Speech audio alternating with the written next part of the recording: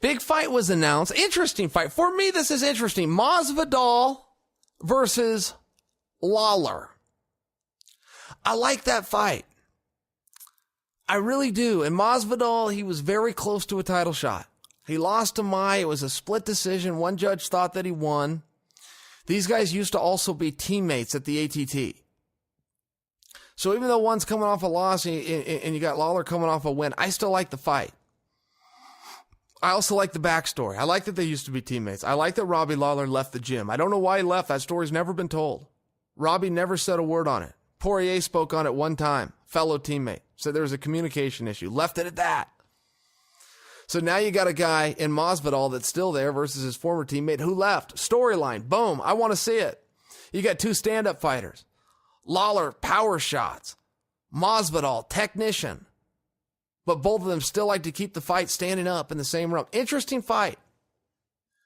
All right, let's switch gears here. Some news came out. Brian Stann is parting ways with the UFC. Brian Stann, longtime member of the commentating team, both in the Fox booth and live.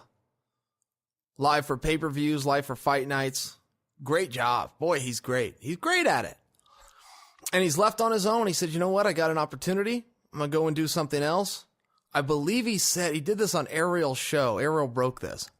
But I believe he said he was going to go and be a COO at a real estate company. I have no other details than that.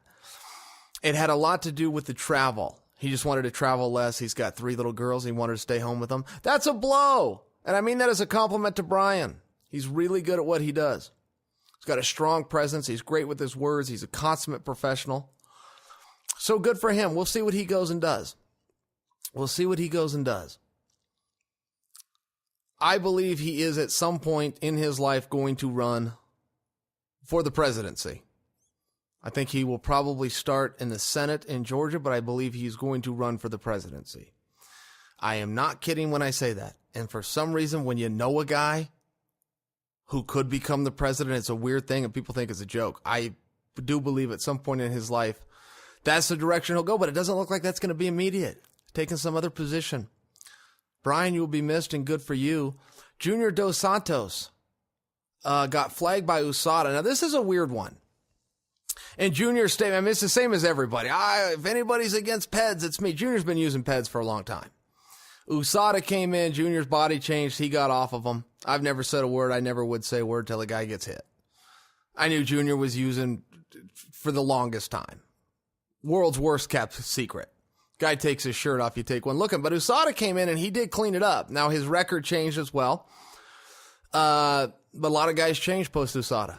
He got his title fight with Stipe and he got back on. And I remember at the weigh-in, I turned to the person I watched the weigh-in with and go, Junior better be careful because he's back on. That was his last fight and now he's been hit. But he got hit for a diuretic. And that's a bit of a weird one. A diuretic is something that helps you to urinate, essentially. It's something that an athlete may... I don't even know why diuretics are banned. I haven't got the foggiest idea, but they are. But what it does is it helps you to urinate, so if you had to make weight, it could make that process maybe more convenient for you. Instead of sweating it out, you could pee it out. Junior's heaviest is 240 pounds, weighing in at a weight class that's got a cap of 265 pounds. So the last guy in the world that would need a diuretic is a heavyweight who's 25 pounds underweight.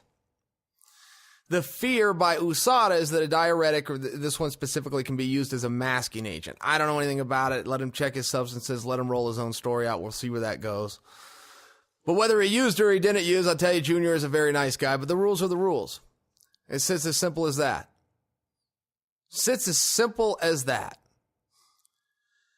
How many of you took in the eclipse? How many of you watched the eclipse on Monday? I suspect all of you did. I don't get that. Good for you. I'm not teasing any of you as a major world event. The whole thing. But guys, it gets dark every day. Every single day it gets dark. Was it really that amazing that it was going to get dark at 10 o'clock in the morning instead of 8 o'clock at night? Is that really something the world needed to stop for? I didn't get it. So the moon went this way and the sun's over that. Okay, I hope you guys enjoyed the eclipse. The birds were chirping. The frogs were croaking. I guess. It was a bit of a nuisance for me. I was headed to the airport. I went 2 hours early. I hate being to the airport early. Hate being there early, let alone 2 hours. But I left early because I was told traffic would be so bad because people were going to be gawking at the solar eclipse. It was just the opposite in Oregon. Well, I flew right there. Sat at my gate for an extra 90 minutes. Wasn't all that big of a deal. People were wherever they were supposed to be, wherever they wanted to be, they were there. Businesses were closed, shops were closed. All because it was going to get dark. It gets dark every day, people. It gets dark every day. I'm glad you all enjoyed history, though. I really am. I'm happy for you. You saw it.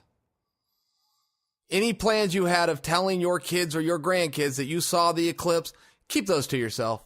Pretty boring story. Your kids are going to look at you and go, that was a nerdy story. And your grandkids are going to look at you and go, so?